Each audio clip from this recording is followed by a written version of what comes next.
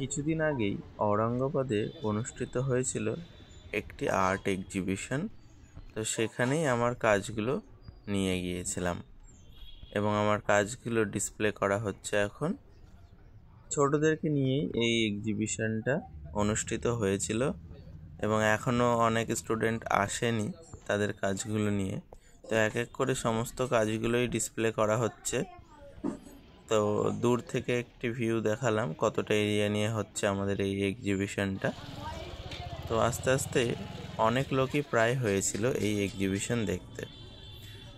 অনেকটা কাজ আমরা সম্পূর্ণ করে ফেলেছি এক্সিবিশনের ডিসপ্লেটা, এবং আমাদের এই এক্সিবিশনটা চলেছিল মাত্র 2 দিন। খুব সুন্দরভাবেই এক্সিবিশনটা আমাদের সম্পূর্ণ হয়েছিল বিভিন্ন রকম সাংস্কৃতিক অনুষ্ঠানের মধ্যে দিয়ে। এখন যেমন দেখতে পাচ্ছ তোমরা সমস্ত কাজগুলো এই ভিডিওতে রেখেছি, সেইখানে সমস্ত বাচ্চাদের কাজ এবং আমাদের কাজ এখানে রাখা হয়েছে।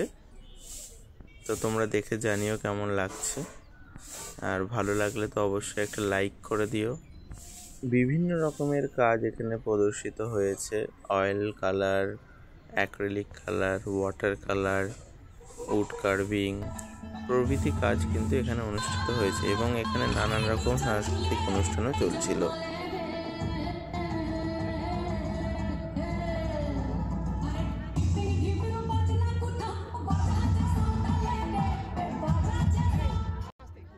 এক্সিবিশনের সমস্ত কাজগুলোই এই ভিডিওতে দেখালাম, তোমরা দেখো। আশা করি তোমাদের ভালো লাগবে। বিভিন্ন রকম পোর্ট্রেট এখানে বাচ্চারা করেছে, খুব সুন্দর সুন্দর কাজ এখানে প্রদর্শিত হয়েছিল। এখানে নাচ, গান, আঁকা, আবৃত্তি সমস্ত প্রতিযোগিতাই কিন্তু অনুষ্ঠিত হয়েছিল।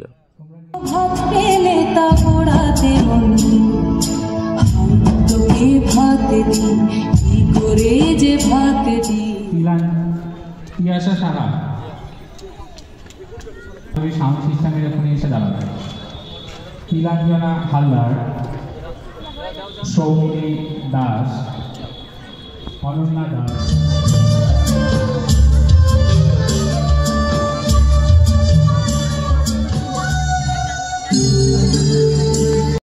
ও ছবিও কথা বলে চারুকলা পরিবারের পক্ষ থেকে পুরস্কৃত করব।